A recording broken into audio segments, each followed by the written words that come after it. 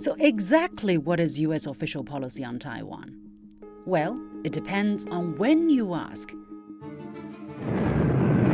5 months after Truman's announcement, the Korean War broke out. To prevent Beijing from uniting China and also to enable the US to intervene in the island should it one day see fit, it unilaterally declared Taiwan to be of indeterminate status. The determination of the future status of Formosa must await the restoration of security in the Pacific, a peace settlement with Japan, or consideration by the United Nations. They decided that any expansion of China back into territories conquered by Japan, such as Taiwan and the South China Sea Islands, should not be permitted for strategic reasons. When it was in US strategic interest to counter the Soviet Union in the 1970s, the US established diplomatic relations with New China. In doing so, its position on Taiwan flipped again. The United States recognizes the government of the People's Republic of China as a sole legal government of China.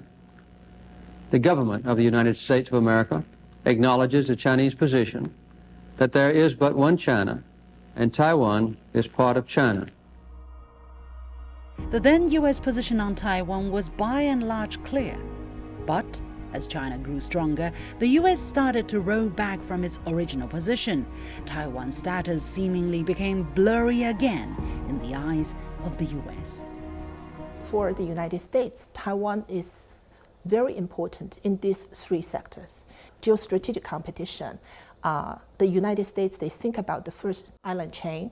And in the emerging technologies, of course, chips, right? The Americans look at Taiwan's chips capability and the overall industry and try to move it back to the United States. And then third, ideological competition, the so-called democracy versus autocracy. The so-called status of Taiwan is not decided. This old theory has come out again. They think a kind of a unified China would be the so-called hegemon power in this region.